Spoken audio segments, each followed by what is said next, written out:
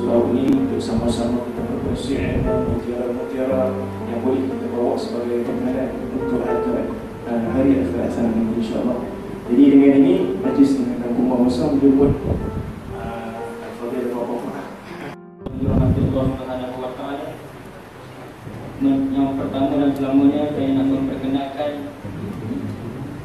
beliau merupakan nama beliau dulu. Nama beliau Sahibul Fadilah Al-Fadhil Ustaz Ahmad bin Syahdan Al-Hadrami. Al-Hadrami dinisbahkan nama tempat mengaji, nama tempat belajar beliau di Hadramaut, Yaman. Dan status beliau juga merupakan penceramah bebas bertauliah di negeri Selangor dan di Kuala Lumpur, penceramah jemputan rancangan TV3 Al-Hijrah dan Radio Hakim, dan juga beliau merangkumi pengerusi akademik Darul Muhyiddin. Dan beliau juga merupakan ahli jawatan kuasa Majlis Al-Muwasalah Bainal Ulama Muslimin Malaysia. Dan pencapaian utama beliau ketika mana beliau mengaji pada peringkat awal Diploma Tahfiz Al-Quran Institut Pengajian Tahfiz Al-Quran di Melaka, dan naik ke asas lulusan syariah di Institut Pengajian Tinggi Islam Darul Mustafa Tarim, Hadramaut, Yaman. Dan selepas daripada Tarim, beliau naik lagi sarjana muda Syariah Islamiah di Universiti Al-Azhar Tonton di Mesir. Dan mudah-mudahan dengan kedatangan hari ini dan datang ke tempat surau Serindik, mudah-mudahan di tempat ini diberkati oleh Allah Subhanahu wa taala, dan mudah-mudahan kita dapat hidayah oleh Allah Subhanahu wa taala tanpa yang masa. Saya menjemput Fadil Ustaz Ahmad bin Syahdan untuk meneruskan kuliah maghrib. فليتفضل مشكورا ومن الله تعالى ومأجورا. أعوذ بالله السميع العليم من الشيطان الرجيم. بسم الله الرحمن الرحيم.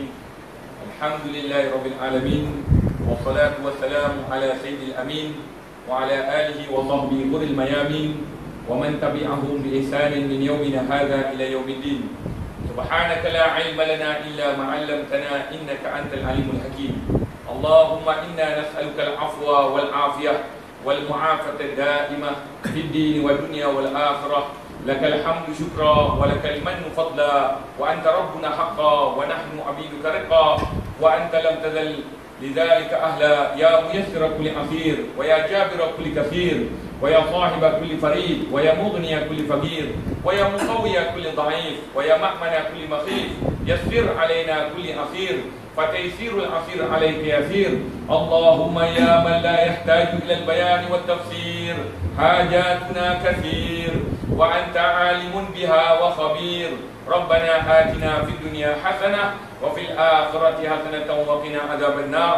وصلى الله على سيدنا محمد وعلى آله وصحبه وسلم، والحمد لله رب العالمين. السلام عليكم ورحمة الله تعالى وبركاته. Alhamdulillah, segala puji bagi Allah Subhanahu wa taala yang telah menghimpunkan kita pada malam ini untuk mencari keridaan Allah Subhanahu wa taala, mendambakan pengampunan Allah Subhanahu wa taala, memohon rahmat dan keridaan Allah Subhanahu wa taala melalui salah satu daripada majlis ilmu Allah Subhanahu wa taala. Alhamdulillah, saya pertama sekali mengucapkan jutaan terima kasih tak terhingga kepada pihak pengurusi surau ini, ahli jawatan kuasa surau ini, dan seluruh penduduk di kawasan ini yang memberikan keizinan dan keluasan untuk saya berkongsi ilmu pada malam ini. Sedar tak sedar rupanya saya telah bertemu dengan seorang sahabat yang dahulunya sama belajar di Tonton, Universiti Al-Azhar Tonton, Cawangan Universiti Al-Azhar di Tonton. Maka tadi kita baru berkenalan, semua tak sebut nama tu. Nama Ustaz? Amin. Amin. Tapi beliau punya dia tengok dulu, dia tengok dulu Facebook. Dia kata saya dah sampai ke Bintulu. Rupa-rupanya beliau nak balik malam ni ke Sibu. Jadi saya pun baru sahabat saya mengajak pergi ke Sibu. Jadi insya-Allah dah jumpa dengan orang ni, laluan lagi mudah. Sebab itulah kalau kita sebut di dalam hidayah Allah Subhanahu wa taala, laula Allahu mahtadaina. Kalaulah tidak kerana Allah Subhanahu wa taala, kita tidak akan diberikan petunjuk oleh Allah Subhanahu wa taala. Alhamdulillah, pada malam ini saya daripada Kuala Lumpur datang ke sini bersama dengan orang Al-Ustaz ni. Jadi minta maaf banyak-banyak kalau pertama sekali adab saya masuk ke tempat orang tak bicaranya, tak betul adabnya. Sebagaimana saya mengetahui orang Melayu selalu kata kalau masuk dalam tempat orang kena melalui adab. Masuk kandang kambing mengembek, masuk kandang kerbau menguap. Jadi bukanlah kita ni kambing ke ataupun kerbau, tapi nak ceritakan bagaimana adab. Jadi saya minta ampun, minta maaf orang-orang tua, orang-orang lama di sini. Jadi saya ingin berkongsi ilmu sahaja, bukanlah diri ini lebih pandai ataupun lebih bijak. Sebab di depan saya ni lebih makan garam daripada saya lagi, lebih makan cili daripada saya lagi. Jadi saya kongsi ilmu saja sebagaimana yang diajar oleh Nabi Muhammad sallallahu alaihi wasallam. Idza marartum bi riyadil jannah farta'u. Maka Nabi sallallahu alaihi wasallam pernah satu hari Nabi sallallahu alaihi wasallam mengatakan kepada sahabatnya, sekiranya kamu melewati ataupun melintasi ataupun kamu berjalan di suatu taman syurga Allah Subhanahu wa taala, sebagaimana Al-Fadhil Ustaz Amri mengatakan tadi, idza marartum bi riyadil jannah farta'u, kata Nabi sallallahu alaihi wasallam, bila kalian melewati, melalui, melintasi riyadil jannah. Nabi sallallahu alaihi wasallam sebut riyadil jannah, iaitu taman-taman syurga. Kalau Raudatul Jannah itu satu taman syurga, tapi Rasulullah sebut riyadil jannah, maknanya dalam dunia ni banyak taman-taman syurga Allah SWT. Jadi malam ni di antara taman syurga ada dekat Taman Serindit. Taman Serindit. Di Taman Serindit ni ada taman syurga Allah Subhanahu wa taala. Idza marartum bi riyadil jannah farta'u. Kata dalam riwayat, dalam dua riwayat, satu mengatakan sahabat Nabi sallallahu alaihi wasallam mengatakan, qalu ya Rasulullah wa ma riyadul jannah, apa dia taman syurga tersebut? Maka Nabi sallallahu alaihi wasallam mengatakan taman-taman syurga itu hilaqil zikir, iaitu kelompok orang yang berzikir kepada Allah, kelompok orang yang mengingati Allah Subhanahu wa taala. Wa fi riwayah iaitu majalisul ilm, iaitu majlis ilmu yang yang berada di dunia. Maka alhamdulillah, kalaulah tadi Fadil Ustaz kata kita ini berada dalam taman syurga, kita sebut kenapa Rasulullah SAW sebut taman syurga di dunia, apa erti di sebaliknya. Maknanya Rasulullah nak beritahu, siapa yang bercinta, siapa yang berharap, siapa yang berkeinginan nak masuk dalam syurga di hari akhirat, kalau tak jumpa taman syurga di dunia, no way. Takkan kita dapat masuk taman syurga Allah Subhanahu wa taala di akhirat kalau taman syurga di dunia pun kita tak kenal. Maka alhamdulillah, kita pada malam ini sama-sama seluruh penduduk di kawasan ini telah berada di dalam surau Nurul Iman. Jadi malam ni saya ingat saya nak bawa tajuk mengenai Nurul Iman. Biar kena dengan situasi ataupun kena dengan tempatnya. Baik. Dalam satu riwayat yang lain, sahabat Nabi SAW berkata, ya Rasulullah SAW, wa marta'. Kalau dalam bahasa Arab, farta'u. Farta'u tu maknanya rebutlah, kejau. Kalau orang Melaka kata kejau. Kalau orang Kedah kata apa? Ligan. Ligan. Duk ligan lah. Maknanya datangilah, hampirilah. Maka sahabat Nabi bertanya, kalau pun taman syurga, apa nak buat? Apa yang kita nak buat? Wa marta'. Lalu sahabat Nabi SAW mengatakan, ya Rasulullah SAW, wa marta', apa yang kami nak rebutkan, yang kamu suruh, yang Tuhan suruh kami ligan ke? Lalu Rasulullah SAW mengatakan, irta' bi subhanallah walhamdulillah wa la ilaha illallah wallahu akbar.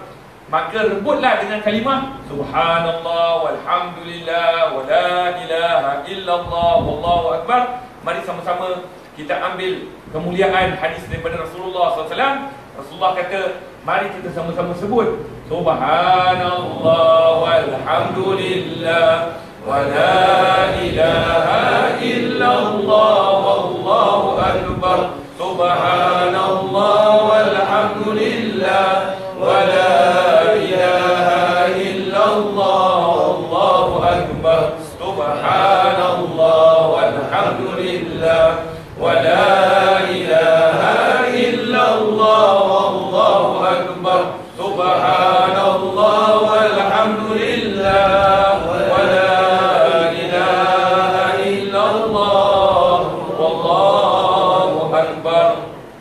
Kalimah ini juga disebut oleh ulama baqiyatus salihan. Orang kalau masuk dalam masjid kena sunat tahiyatul masjid. Kalau sekiranya sudah ada pengajian ilmu ataupun khatib sudah naik mimbar, kalau kita tak sempat nak buat solat sunat tahiyatul masjid, maka gantikan dengan al-baqiyatus salihat. Sebutlah subhanallah walhamdulillah wa la ilaha illallah wallahu akbar sebanyak 4 kali, menyamai seperti mana solat sunat tahiyatul masjid. Maka pada malam ini insya-Allah kita gabungkan semua apa yang disebutkan oleh Nabi sallallahu alaihi wasallam. Taman syurga adalah hilaqul zikir. Tadi kita dah zikir sama-sama.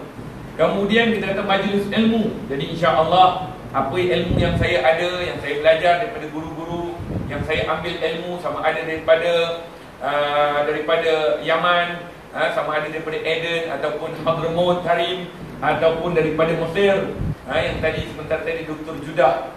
Ustaz ingat Dr. Judah? Dr. Judah Allah yarham. Sudah meninggal dunia Dr. Judah. Seorang ulama yang hebat, mengajar sekali lepas malam Jumaat, beliau akan mengajar kelas tafsir. Satu hari satu ayat saja. Lepas Jumaat, beliau akan mengajar di Masjid Sayyidi Ahmad Badawi. Itu Masjid Sayyidi Ahmad Badawi, di dalamnya ada kubur Sayyidi Ahmad Badawi, seorang wali Allah Subhanahu wa taala yang wajahnya pada zamannya hatta beliau kena pakai purdah. Sebab wajahnya terlalu cantik, terlalu indah sehingga bercahaya wajahnya. Ini bukan cerita temberang, ini semua orang Mesir tahu. Sayyidi Ahmad Badawi, seorang wali Allah Subhanahu wa taala yang berada kuburnya dekat Masjid Sayyidi Ahmad Badawi dekat Tonto.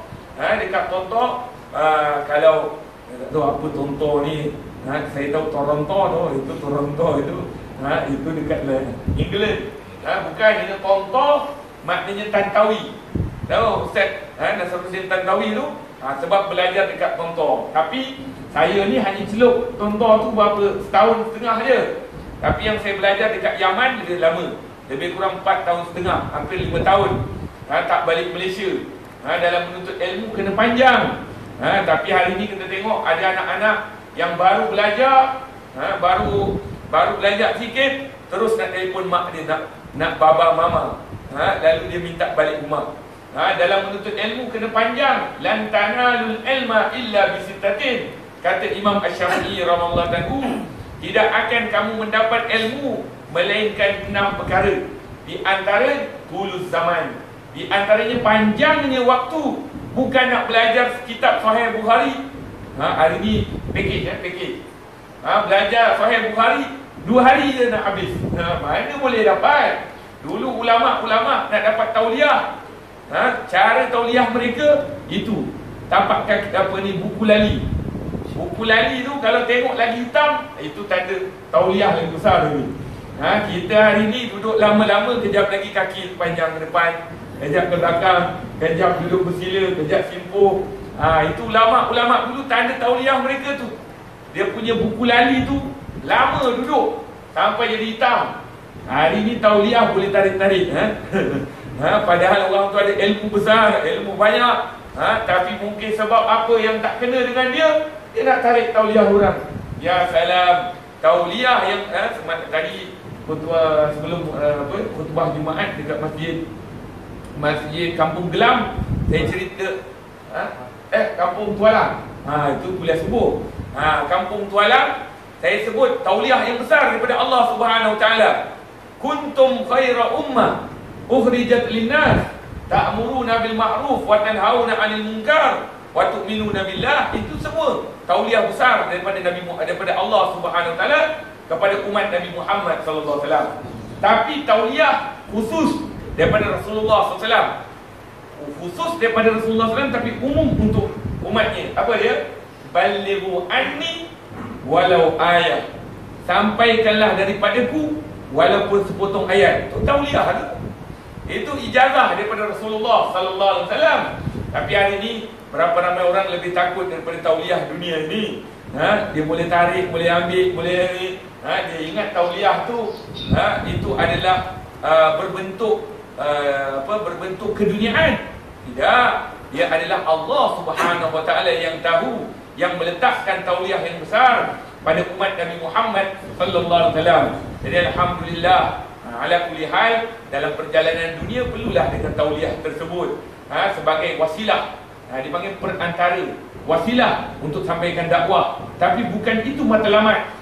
Matlamat kita untuk mencari keridaan Allah Subhanahu wa taala. Maknanya siapa yang belajar sekolah, belajar pondok, belajar sekolah menengah, universiti, memang dia ambil SPM, STPM, ambil sebelum ijazah. Tapi ini semua adalah wasilah.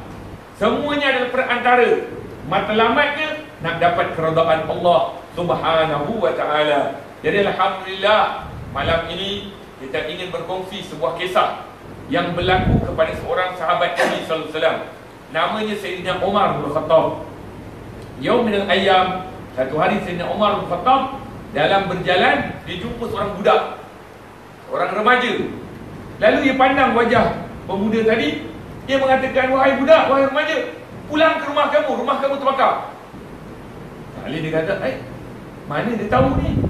Pun pergi, pulang ke rumah, tengok rumah dia terbakar. Dia kata, wah, hebat orang ni. Macam mana orang ni tahu? Sebab tu Sayyidina Umar bin Khattab di antara orang yang Allah kurniakan ilmu luar biasa. Ilmu yang beliau tahu. Dia memang ilmu ya, dia bukan Piramli punya tu ahli nujum. Itu bukan cerita ahli nujum. Ini satu ilmu yang dikatakan melihat arah mata angin. Melihat arah mata angin, dia tahu ini orang ni datang daripada mana. Dia pegang tapak kaki kuda, tahu orang tu daripada mana. Itu dia kata macam inilah orang Melayu, kita hari ni belajar ilmu falak. Ilmu falak tu ilmu kaji bintang. Tengok orang kalau nelayan, dia tengok je bintang ataupun ni, dia tahu kat mana. Maksudnya ilmu al-falak, melihat bintang ataupun melihat bulan ataupun melihat arah mata angin. Baik, Sayyidina Umar bin Khattab bila jumpa pemuda tadi, dia kata pulang. Lalu dia pun balik. Bila dia tengok rumah dia terbakar. Terbakar ke terbakar? Terbakar. Jadi lepas tu dia pun balik. Dia pun datang balik. Dia jumpa balik kepada Sayyidina Umar bin Khattab. Ya tuan, macam mana kamu tahu rumah saya terbakar? Lalu dia kata, Sayyidina Umar kata, siapa nama kamu? Nama saya Mukhtarik. Kamu daripada kampung mana? Kampung Furgah. Kampung Furgah. Kat mana tamannya? Tamannya itu Khattab. Lalu dia kata, tahu tak apa makna perbualan tadi? Itulah yang dinamakan al-ismu al-musamma. Nama itu diberikan dengan sebab tujuan diberikan. Macam contohnya Nurul Iman. Apa tujuan? Siapa orang pertama? Ada ayahanda yang paling awal bangunkan surau ni, dia namakan Nurul Iman. Siapa? Ada? Tak ada? Berapa lama dah surau tu? Maknanya orang yang pertama ni, siapa yang bagi nama Nurul Iman, itu maknanya dia ada niat. Macam seorang ayah bagi nama kepada anak. Adakah dia bagi nama anak Megat Panji Alam Trawis, semua dia panjang. Lepas tu dia suruh ustaz bagi erti. Ustaz, Samir boleh beritahu apa yang makna kan Megat Panji Alam Trawis? Tak tahu Megaton, Megaton, itu dia tasrif tak jumpa. Jadi sebab tu nama memainkan peranan penting. Sebab tu dalam Islam, bila lahir anak 7 hari bagi nama. Tapi kita ni lain. Anak dalam perut lagi dah bagi nama lah. Sedangkan tak keluar lagi, tak tahu laki ke perempuan. Sebab tu kalau ikut adab, bila lahir anak baru bagi nama.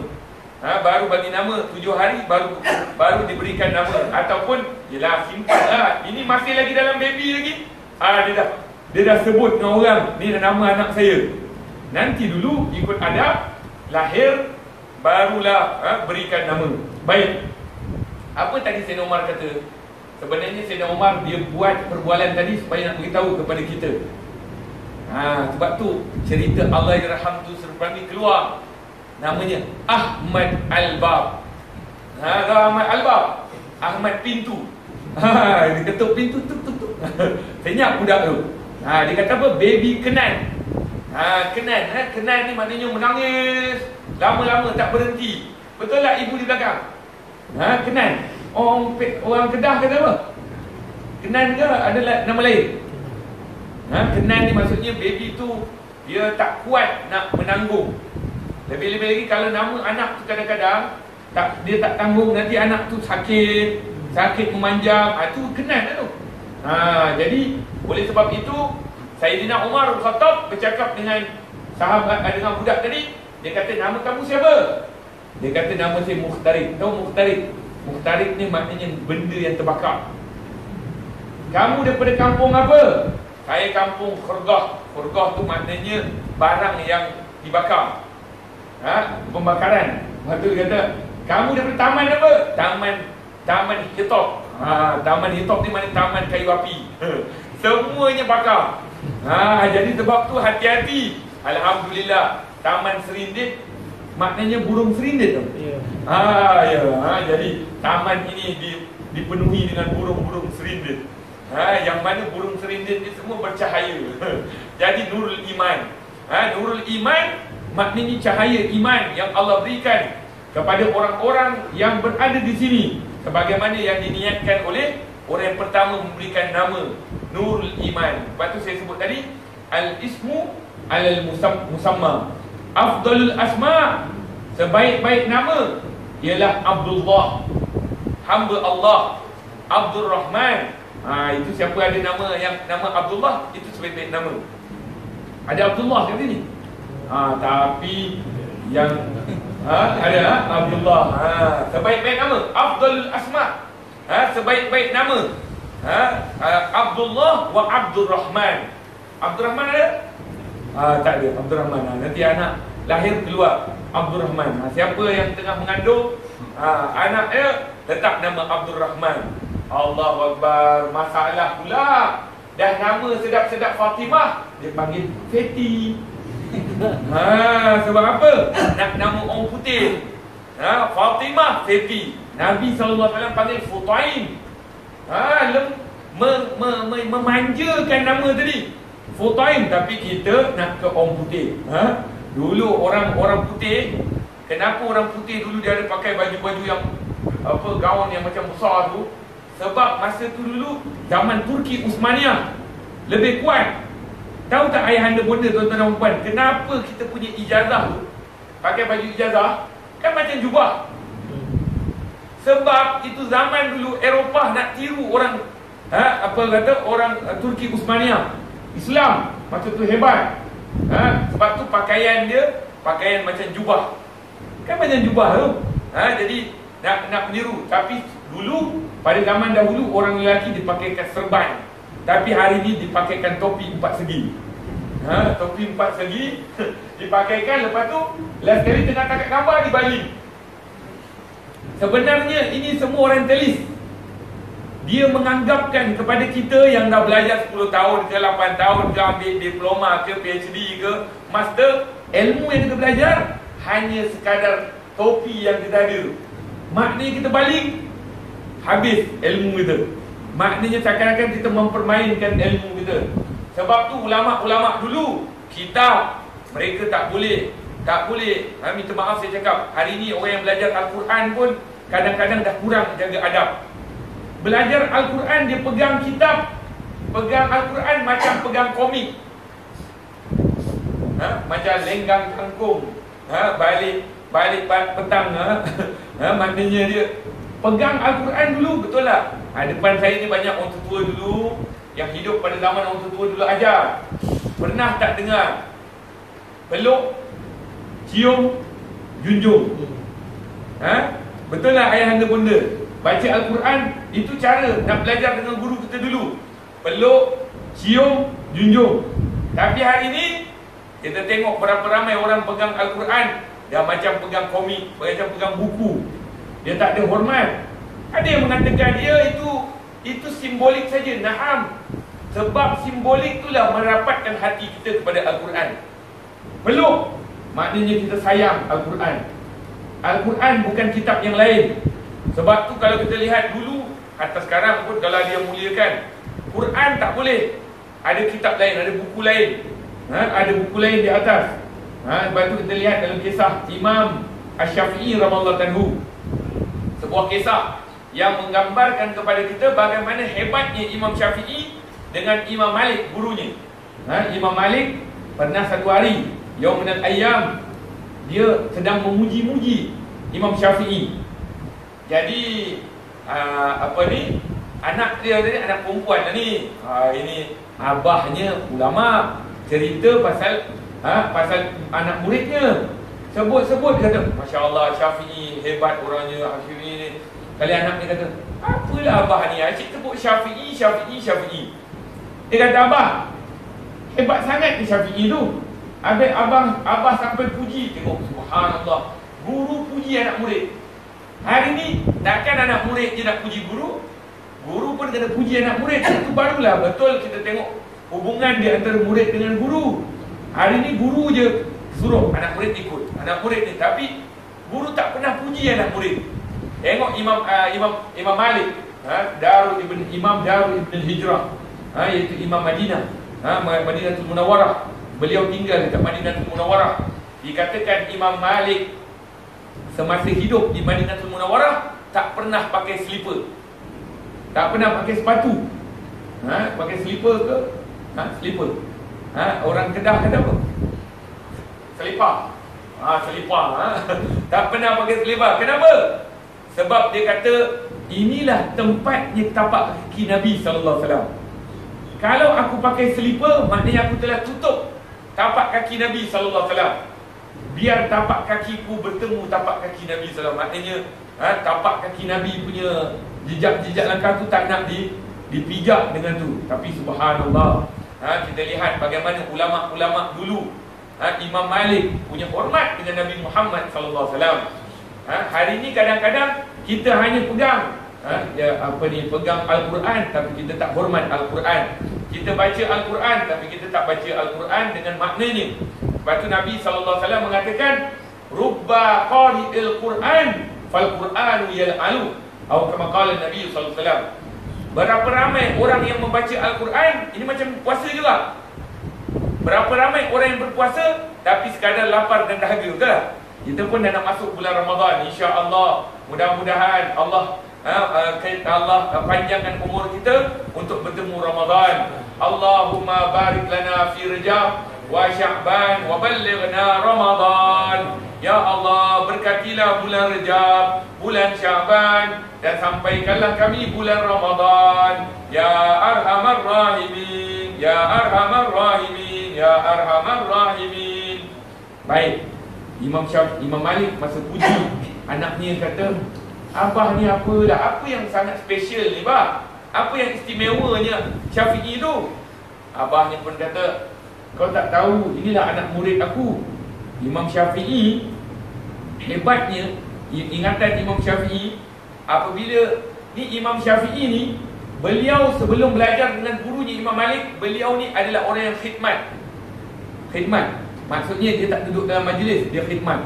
Bawa beg guru, bawa ni, itu dalam bab khidmat pun ada. Berapa ramai ulama-ulama dulu pernah khidmat dengan guru-gurunya. Jadi ketika mana Imam Malik ni mengajar Muwatta. Imam Malik ni dari kitab yang hebat, mazhab Maliki, nama dia Muwatta. Kitab Muwatta Ibn Malik. Imam Malik masa mengajar, mengajak anak murid dia semua. Dia tengah mengajar tu, lalu satu hari dia nak imtihan. Dia nak apa? Dia nak test. Dia kata hari ni semua tutup buku. Baca hadis yang pertama. Baca hadis, rupa semua tak hafal. Semuanya mengangguk je bila ngajar. Tapi rupanya tak cantik. Tapi ini Taman Serindip, ini special punya. Ini baru. Ini baru. Cinta pandang pertama, mudah-mudahan. Baik. Jadi ketika mana beliau sebab nak test anak murid dia betul, siapa yang betul-betul belajar, dia pun kata tutup buku semua.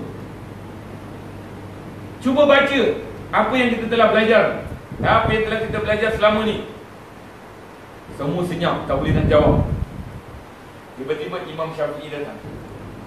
Di masa mula-mula, Imam Syafi'i kata, boleh tak saya yang baca? Apa anak murid lain semua terkejut. Dia ni hanya bawa air, hanya bawa beg, hanya bawa ini. Syafi'i pun baca 1 hadis, 2 hadis, 3 hadis, 4 hadis, sampai semua anak murid lain terkejut tengok hebatnya Imam Syafi'i rahimahullah ta'ala. Itulah Imam Syafi'i, mazhab kita. Mazhab yang kita anut, kita apa kata, kita iktimad, kita intimak, kita mengambil daripada ibadah fiqh kita. Banyaknya mazhab Imam Syafi'i rahimahullah ta'ala, khususnya dekat Asia Tenggara ataupun Nusantara ini, termasuklah Kedah, Darul Aman. Mudah-mudahan Allah Subhanahu Wa Taala memberikan keamanan yang berpanjangan kepada bumi Kedah Darul Aman, sebagaimana Allah berikan keamanan pada permulaan Kedah itu diberikan nama Qadah. Kedah iaitu satu bekas. Jadi mudah-mudahan bekas itu masih bercahaya di sisi Allah, masih berikan ilmu-ilmu yang bermanfaat. Orang-orang ulama-ulama yang masih ada di sini mudah-mudahan memberikan manfaat kepada seluruh umat Islam di bumi Kedah Darul Aman. Mudah-mudahan aman, dengan namanya aman, jadi amanlah keamanan berterusan sampai hari kiamat. Sebut amin. Amin ya rabbal alamin. Mudah-mudahan keamanan berterusan sampai hari kiamat. Baik.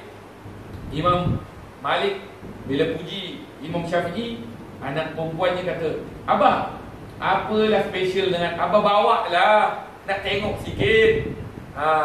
Asyik tengok dekat apa ni, dekat banner je. Minta maaf ya kalau banner saya mengganggu. Saya pun baru tengok, ada gambar saya rupanya. Saya cukup takut. Sebenarnya saya belajar dengan guru saya. Sebenarnya ulama dulu, ulama-ulama ni sebenarnya sifat ulama, dia kena ada ainul khumul. Tahu ainul khumul? Ainul khumul ni maknanya dia ini malu. Dia tak suka tayang-tayangkan diri dia. Tak suka jadi macam, yalah, public figure orang kata. Supaya orang tengok dia. Sebenarnya dia itu perlu ada perasaan yang malu.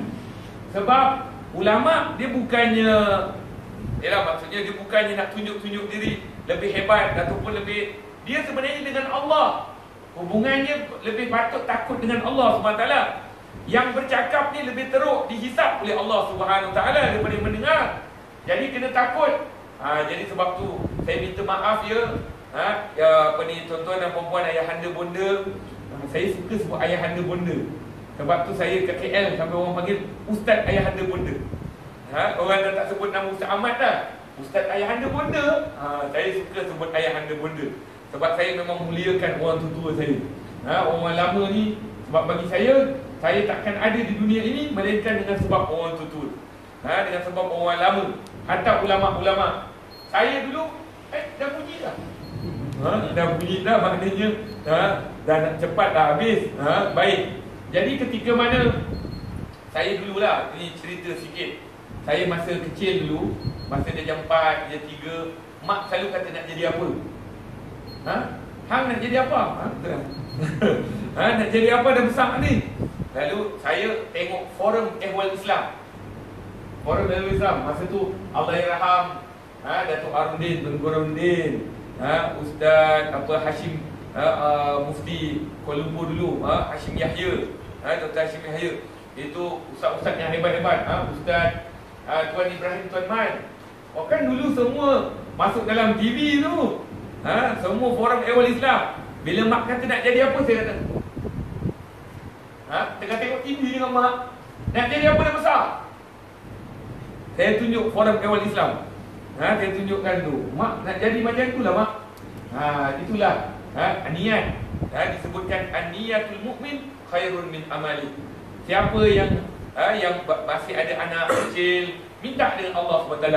Mudah-mudahan salah seorang daripada anak saya akan jadi pembantu agama Allah Subhanahu wa taala. Niyatul mukmin khairun min amali. Niat seorang mukmin lebih baik daripada perbuatannya. Sebab itu kadang-kadang kita lihat kita berniat ni dapat pahala subsidi banyak. Ini ramai orang nak subsidi, tapi dia tak tahu rupanya ada subsidi dalam agama. Apa subsidi dalam agama? Niat. Niat apa saja kita niat. Tengok ke unta Nabi SAW bila masuk ke Yasrib. Asal Madinah kan Yasrib. Rasulullah masuk unta tu dalam Yasrib tu, sebenarnya itu adalah niat seorang raja dahulu. Nama dia Malikut Tubak. Malikut Tubak ni dulu masa dia tu orang Nasrani. Dia baca kitab dahulu, kitab Samawi, ada nama Muhammad akan berhijrah ke Madinatul Munawwarah, ke Yasrib lah, maknanya lebih kurang macam itu. Lepas tu beliau beli tanah. Dia kata mudah-mudahan satu hari nanti ada Nabi yang akan datang sini. Tengok dia niat beli berapa tahun. Rupanya Allah hantar niat tersebut, rupanya Nabi Muhammad SAW. Itulah rumah siapa? Rumah Abu Ayyub Al-Ansari radhiyallahu ta'ala anhu bersama isterinya, yang cukup cukup hormat dengan Nabi Muhammad sallallahu alaihi wasallam. Baik, cerita tentang Imam Syafi'i tadi. Imam Malik dia kata, baik, saya akan bawa Imam Syafi'i. Jadi kamu tengok nanti. Kali anak dia kata, baik bah, saya nyuruh kat belakang langsir lah. Orang perempuan malu-malu lah. Ini datang orang pergi tayang anak terus. Nyuruh sikit. Baik. Jadi ketika mana Imam Syafi'i datang, Imam Malik kata, hari ni aku nak jamu kau wahai Syafi'i. Aku nak menjamu kamu. Jadi Imam Syafi'i pun makan dekat rumah gurunya. Yang anak dia tengok kat belakang. Nak tengok macam mana Imam Syafi'i ni. Kata ayah dia selalu puji-puji. Kali makanan dah sampai, ayah dia kata, jemput makan. Mana Imam Malik jemput makan pada Imam Syafi'i. Waktu Imam Syafi'i makan, habis. Dekat atas meja tu apa yang dihidang semuanya habis. Jadi jangan terkejut kalau ada makanan kejap lagi saya habiskan. Jadi ketika mana makanan tu ada, dimakan semua. Lepas tu semua orang anaknya tengok, ini apa punya? Apa punya? Orang makan sampai habis, licin semua, tak ada tinggal apa pun. Lepas tu Imam Syafi'i, Imam Malik pun kata, dah lah Syafi'i, kamu jangan balik rumah lah, tidur rumah aku. Ini tempat tidur. Ini yang saya nak ceritakan pasal Quran tadi. Pasal Quran, macam mana ulama punya adab dengan Al-Quran. Lalu tempat tidur yang Imam Malik letak dekat satu tempat. Lalu kata tidur sini. Baik, yang si anak tengok daripada jauh. Kalau orang muda-muda kata usyam. You know usyam? Usyam kan, tengok jauh. Ini anak perempuan tengok, apalah bapak ni, entah bapak jumpa Syafi'i mana dah ni. Ini Syafi'i dah lah lapar punya orang, pelahap. Lepas itu dia tidur pula, tidur tanpa menghadap kiblat. Kan kalau ikut tidur hadap kiblat, tapi dia tidur tak menghadap kiblat. Lagi dia kata, ini apa punya ulama, ini apa punya orang belajar agama. Tak ada. Lepas tu dia pun tengok lagi, mungkin ada apa-apa lagi yang pelik, yang hairan lagi. Rupanya tambah lagi pelik. Apa dia? Bapak dia kata nanti kita sembahyang subuh sama-sama. Jadi Imam Malik sampai pagi, lelah sebelum subuh, datang dekat Imam Syafi'i, pegang ni Imam Syafi'i dah bangun dah. Dah bangun, lepas tu jom solat. Imam Syafi'i terus solat dengan guru dia. Yang anak di belakang, apa weh? Mana boleh? Kenalah ambil wuduk dulu. Kenalah ambil wudu, baru masuk solat dengan ayah. Ini solat dia, mana boleh ni, tak sah. Dia punya otak semua dia fikir macam-macam. Dia lepas tu, lepas habis je, Imam Syafi'i berkata, wahai guru, terima kasih banyak-banyak. Saya ingat saya nak pulang dah. Saya nak pulang ke rumah saya balik. Saya pun dah lama tinggal rumah Tuan Guru. Saya malu. Saya ada banyak kerja lain. Saya minta izin pulang. Yang Imam Malik kata, baiklah, pulang. Anak dia kan tengok daripada belakang kan. Keluar anak dia.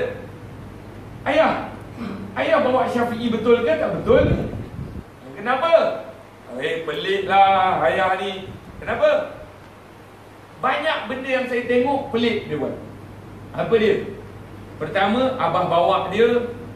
Yelah, dia datang elok nak makan. Sampai habis dekat atas meja tak ada langsung tinggal. Punya pelahap maknanya dia. Okey, yang Imam Malik dengar je. Okey, baik.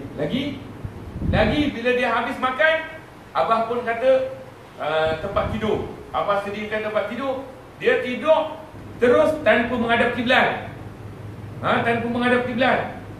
Lepas tu saya tengok, lepas habis dia tidur tadi, terus lama-lama tak ada bangun qiyamul lail pun. Orang patutnya ulama-ulama, ustaz-ustaz dan guru ni mesti ada qiyamul lail. Bangun, sudah dia bercampur dengan manusia, dia nak bermunajat dengan Allah. Bukanlah ulama kalau dia tak bermunajat dengan Allah. Dia hanya ceramah saja tapi dia tak ada hubungan rapat dengan Allah Subhanahu Wa Taala, dia untuk diri dia sendiri. Jadi dia kata, ini ulama apa ni? Baik.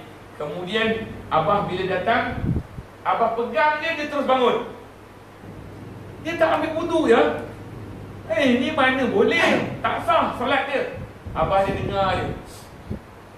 Aku rasa Syafi'i tu bukan tu. Lah, abah ni dah kena jampi serah. Jampi apa, dah kena ubat senyonyong. Ini. Abah tak tahu. Tak. Aku tahu Syafi'i ni. Aku kenal dia. Tengok. Baru betul guru. Ini guru hanya tahu pengajian sekali je dia dah sebut guru. Minta maaf saya cakap. Zaman sekarang ni berapa ramai anak murid terus cakap inilah guru saya. Sedangkan patutnya mesti kita bersama dengan dia, mulazamah dengan dia. Mulazamah ni maknanya kita melazimi dia. Kadang-kadang pergi ikut majlis dia sampai. Ini kadang-kadang pergi pengajian sekali je dia kata, oh itu guru saya. Sebab itu kalau kita lihat ulama dulu, berapa lama anak muridnya duduk dengan gurunya. Kadang-kadang sampai 18 tahun, kadang-kadang sampai 10 tahun, barulah boleh claim ini guru saya. Ini hari ni baru sekali duduk sebab dah cinta terus kata ini guru saya. Maknanya guru yang betul-betul mulazamah sampai guru tu kenal dia. Sampai kenal dia, itu anak murid saya. Itu baru betul. Bukan mudah nak dapat tingkatan macam itu. Ala kulli hal, kadang-kadang kita ini ambil guru tabaruk lah. Mana kita ambil keberkatan saja atas majlis ilmu yang bersama-sama dengan mereka semua. Jadi insya-Allah kira malam ni saya pun jadi tabaruk sajalah. Saya ambil keberkatan penduduk di sini. Saya duduk sama-sama, tengok wajah-wajah yang bercahaya-cahaya ni, wajah-wajah yang cantik-cantik, yang indah-indah ni, penduduk Al-Qahtah tu. Yang ini dekat Taman Serindit. Jadi insya-Allah mudah-mudahan Allah tambahkan cahaya di penduduk kawasan ini. Allah tambahkan ahli-ahli yang bercahaya, suka yang beriman, beribadah kepada Allah Subhanahu Wa Taala. Mudah-mudahan Allah campakkan cahaya-cahaya iman ke dalam setiap rumah-rumah yang berada di kawasan ini. Ini baru doa. Belum habis tadi cerita. Baik, cerita dihabiskan.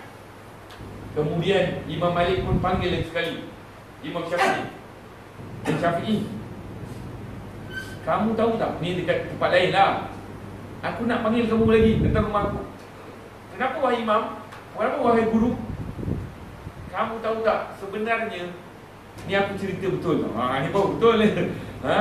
Kamu sebenarnya aku jemput sebab anak aku nak tengok kamu. Dia nak tengok handsome sangat ke? Bukan. Dia nak kata hebat sangat ke ilmunya. Maka panggillah kamu. Kamu datang. Tapi ada banyak tasawulat. Maknanya benda-benda yang memainkan dalam otaknya. berbicara dalam otaknya. Kamu kena selesaikan. Inilah yang dikatakan sangka baik. Kita tak boleh sangka baik kalau kita tak tanya dulu. Maknanya kena tanya dulu, kena cuba. Kalau dapat tanya dulu. Tapi kalau tak dapat tanya, mula-mula sangka baik. Tapi kalau dah dapat peluang tanya. Sebab tu kadang-kadang kita hairan. Tengok polis kadang-kadang dia terus contohnya dia tangkap tanpa soal usul periksa. Patutnya kena tanya dulu, barulah hukum. Sebab itu kalau kita ingat ada satu filem. Ingat tak filem? Saya suka filem Allahyarham Tufir Ramli. Doremi, ingat tak Doremi? Doremi kan masa yang dia punya beg, ada seorang perempuan, beg dia kena ambil tu. Lepas tu ada pencuri. Ya. Dia orang tua lebih ingat lagi. Anak muda tak tahu lagi. Pencuri. Lepas tu kan dia bergaduh. Allahyarham Tufir Ramli kan bergaduh dengan R.R. Tompel. Dia bergaduh pasal dia kata, ada orang kata, ni dia buat kertas. Dia kata ni kepala. Dia kata ni kepala ni. Jadi kata pijak. Kata kepala ni. Kepala bapak apa mana? Lalu dia kata jangan kamu tengok. Subhanallah, tengok cerita Allahyarham Tufir Ramli. Dia tak nak kita bergaduh sesama umat Islam, bergaduh sesama orang Melayu. Jadi akhirnya lepas tu ada suara pencuri. Lepas tu dia pun kejar-kejar. Rupanya ada seorang lagi Minami saya pun tak tahu nama dia tu. Itu apa? Nama dia bukan nama sebenar tu kan? Apa nama? Apa entah. Lalu dia tangkap orang tu, dia nak tumbuk. Kata bukan akulah tu. Itulah dia. Dalam kita sangka-sangka, takut kadang-kadang salah sangka. Jadi akhirnya Imam Malik jemput balik Imam Syafi'i. Ni nak akhirlah dia perkongsian saya. Imam Syafi'i pun bila kata apa dia wahai guru, anak perempuan dia tengah menyorok lagi, nak dengar jawapan. Anak aku kata, kamu ni makan sampai habis licin. Kamu ni lapar sangat ke? Ataupun maknanya pelahap lah kita dia, pelahap. Jadi dia kata, wahai guru, aku ni cukup susah nak makan orang lain punya masakan. Maknanya aku takut. Maknanya ada syubhah, ada was-was. Aku takut minta maaf cakap. Kadang-kadang kita hari ni kalau makan dekat kedai India pun, kedai Hindu pun kita makan juga. Kalau kat KL lah yang ada benda tuan-tuan perempuan, ada restoran yang dia hanya tampak gantung tu je. Gantung bismillah ke apa ke, tapi pemilik dia sebenarnya Hindu. Dia nak ni. Maknanya kita punya nak dapat yang betul-betul betul-betul yakin, betul-betul daripada orang yang beriman. Hari ni orang main langgah je. Tak ada tengok betul-betul. Kadang-kadang belikan untuk anak aiskrim Magnolia. Magnolia kan. Itu India datang pun dia beli juga. Sebab kita kena tengok daripada mana kita dah ambil. Kita nak makan itu, la taqul la yaqulul mu'min illa taqi. Tidaklah orang mukmin itu makan melainkan dengan bertakwa. Maknanya dia ambil daripada sumber orang yang bertakwa, lebih baik.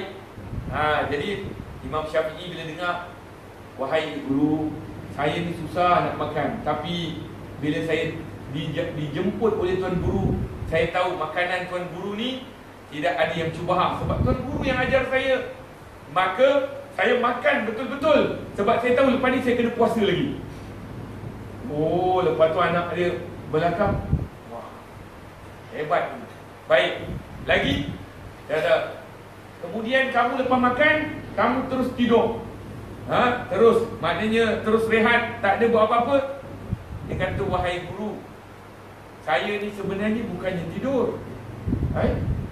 Apa? Sebenarnya saya dalam keadaan rehat, kemudian saya memikirkan beberapa masalah melalui satu hadis Nabi SAW. Apa hadisnya? Ya Aba Umair, Mada fa'alan Nughair. Itu hadisnya. Ya Rasulullah kata dengan seorang budak. Budak tu dia main anak burung pipit. Dia tengah main anak burung pipit tu mati.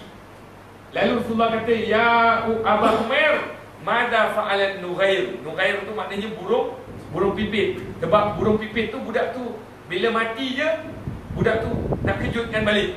Rasulullah kat belakang. Rasulullah kata, ya Aba Umair, mada fa'alat Nughair. Makna Rasulullah sloka lah, apa kita kata, buat lawak lah, dengan budak kecil tadi. Akhirnya budak kecil tadi pun senyum kepada Nabi SAW. Tapi Imam Syafi'i boleh istimbat daripada hadis tadi, keluar 1000 masalah. Imam Syafi'i, 1000 masalah aku selesaikan malam itu juga. Malam yang tidur rumah Imam Malik.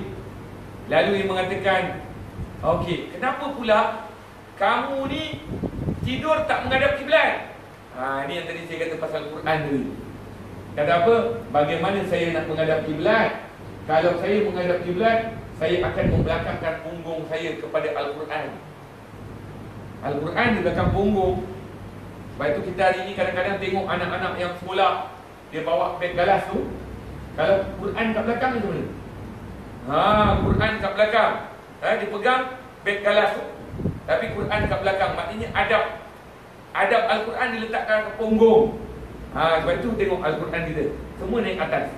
Kalau orang tidur bawah pun tak menghadap ini. Jadi dia kata aku tak boleh. Jadi aku dia terbalikkan supaya punggungku tak menghadap kitab Al-Quran. Baik. Kemudian, kenapa kamu tak ambil wudu? Nak ambil wudu. Apa? Aku tak tidur. Aku tak tidur. Jadi masih lagi ada wudu. Yang anak dia, wah, hebat ni Imam Syafi'i radhiyallahu anhu. Mudah-mudahan Allah pelihara tanah Melayu, Allah pelihara bumi Nusantara yang dahulunya memegang mazhab Imam Syafi'i sampai hari ini. Ya Allah, ya Allah kami, peliharalah ulama-ulama kami yang bermazhab Imam Syafi'i. Peliharalah ahli penduduk Kedah Darul Aman yang memegang mazhab Syafi'i. Mudah-mudahan ya Allah, peliharalah mazhab Syafi'i di negara Malaysia ini ya Allah. Ya Allah ya kami, keluarkanlah orang-orang yang ingin membuang mazhab ini ya Allah. Ya Allah ya Tuhan kami, ajarkanlah mereka ya Allah, didiklah mereka ya Allah, supaya mereka faham akan mazhab Syafi'i ini, biar kekal di negara Malaysia ini ya Allah. Ya Arhamar Rahimin, ya Arhamar Rahimin, ya Arhamar Rahimin. Ya Allah ya Tuhan kami, mudah-mudahan dengan mazhab Imam Syafi'i yang kekal sudah berada lama di negara Malaysia ini ya Allah, mudah-mudahan sampai kepada anak-anak kami, zuriat-zuriat kami yang akan datang ya Allah. Ya Allah, penduduk di sini, orang-orang tua di sini mungkin akan pergi beberapa waktu lagi, tetapi yang akan menyambung ialah anak-anak kami, cucu cicit kami, zuriat kami yang akan datang ya Allah. Mudah-mudahan Kau peliharalah mazhab Syafi'i di negara Malaysia, di negeri Kedah Darul Aman ini ya Allah. Ya Arhamar Rahimin. Rabbana zalamna anfusana wa illam taghfir lana wa tarhamna lanakunanna minal khasirin. Rabbana atina fid dunya hasanah wa fil akhirati hasanah wa qina adzaban nar. Wa sallallahu ala sayyidina Muhammadin wa alihi wasallam walhamdulillahi rabbil alamin. Jadi lebih kurang perkongsian saya sebentar tadi. Saya minta ampun dan maaf atas segala kekurangan dan kelemahan diri saya lemah ini. Izinkan saya mengakhirkan dengan serangkap pantun. Kalau ada sumur di ladang, bolehlah saya menumpang mandi. Kalau ada umur yang panjang, kalau dibagi izin, saya datang lagi insya-Allah. Tapi saya tak tahu, mudah-mudahan ada izin lagi. Hadza billahi taufiq wal hidayah. Assalamualaikum warahmatullahi wabarakatuh.